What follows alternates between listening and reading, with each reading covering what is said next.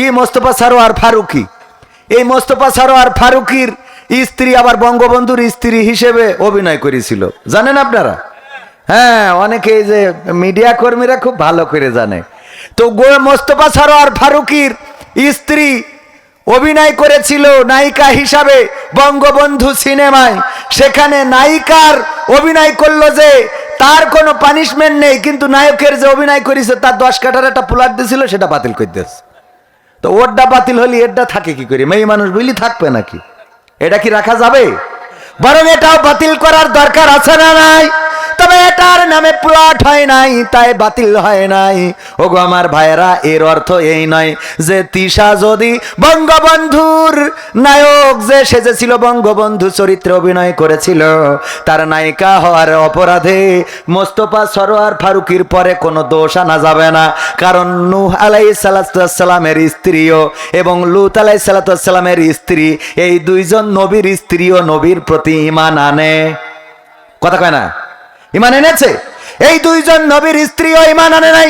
সুতরাং মোস্তফা সরোয়ার ফারুকীর স্ত্রী তিশা, সে যদি মোস্তফা সরোয়ার ফারুকীর সাথে একমত না হয়, নাও হইতে পারে, কারণ হেদায়েত সবার নসিবে। কথা কয় না? আসে? সবার নসিবে আসে না। অনেকেই নামাজি আছে, স্বামী 5 ওয়াক্ত নামাজ পড়ে, স্বামী রোজাদার, স্বামী আল্লাহওয়ালা, স্বামী দাড়িওয়ালা, আর স্ত্রী আর একজনের সাথে মোবাইল নাম্বারে বলে হ্যাঁ, আছে না নাই? এরকম আছে না নাই? স্বামী খুব ভালো মানুষ, থাক, স্বামী খুব ভালো মানুষ, আল্লাহওয়ালা, সরল সুজা, আর স্ত্রী এত শয়তান, কথা বলে কার সাথে কথা বলো? মামাতো ভাইয়ের সাথে, এখন কার সাথে ফুফুতো ভাইয়ের সাথে, এখন কার সাথে চাচাতো ভাইয়ের সাথে। ওর ভাই তো অভাব নেই, 14 গোষ্ঠী সব ওর ভাইদের সাথে কথা বলে। এরকম সরল সুজা স্বামী আছে না নাই? মোস্তফা সরোয়ার ফারুকীও হতে পারে তেমন সরল কোনো মানুষ। তবে আমরা তাদেরকে সময় দিতে চাই।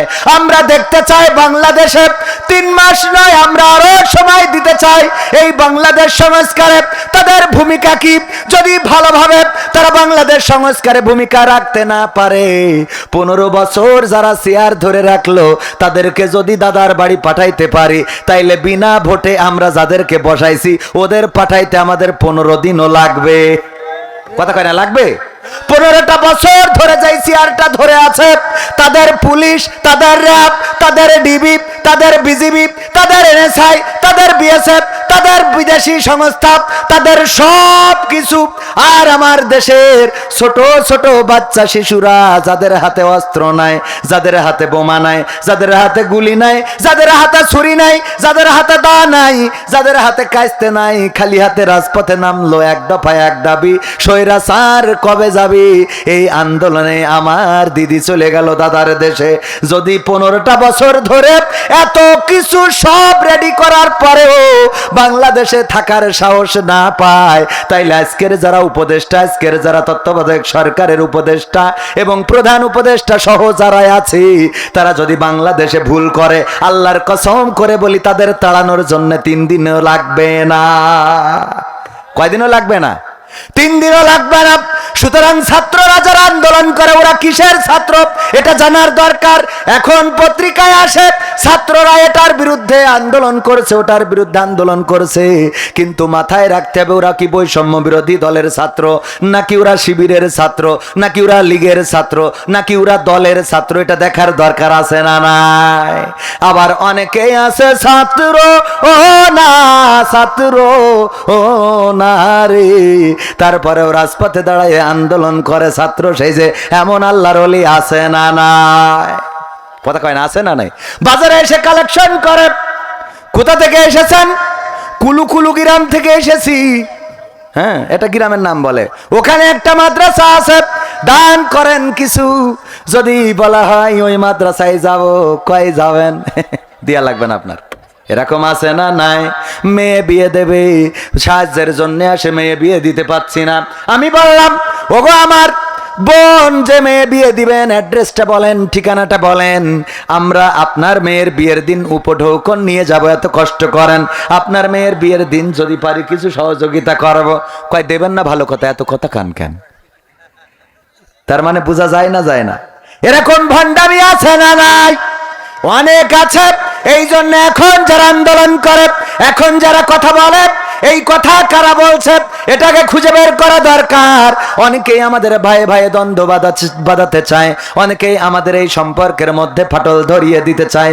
15টা বছর ধরে যা পরিবর্তন করতে পারলো না, 3টা মাসের মধ্যে কেমন করে পরিবর্তন হয়ে যাবে, এইটা তো একটু কমন সেন্স দিয়ে বোঝার দরকার আছে না নাই? কথা কয় না, আছে না নাই? 15 বছর ধরে এই রাস্তাটা পাকা হয়নি, এখন 3 মাসে আপনারা যদি কেন আন্দোলন করেন রাস্তা পাকা করো, নাই ক্ষমতা ছাড়ো, এ হুজুর যাবে কনে? আগে 15 বছর দিয়েছেন। হিন্দুরাও এখন অধিকার না, অধিকার চাই, অধিকার চাই, শাহবাগে যাব, লং মার্চ করব, এই করব, তাই করব, কত হুমকি, কত ধামকি দিচ্ছে না, দিচ্ছে না। অথচ যখন বিশ্বজিৎকে কুপিয়ে কুপিয়ে হত্যা করা হয়েছিল, বারবার চিৎকার করে বলেছিল আমি শিবির নই, এমনকি আমি মুসলমান নই, আমি হিন্দু। তাকে হত্যা করার পরে আমার দেশের দাদারা দিদিরা একজনও প্রতিবাদ করে নাই, বলেন ঠিক কিনা? আর এখন এত অধিকার, আরে বাবা, পান্তে চুন খসলি কয় এটা কি চেয়েছিলাম। তা কোনটা চাইলে তুমি? এটা কি চাইলে তুমি? আছে না নাই?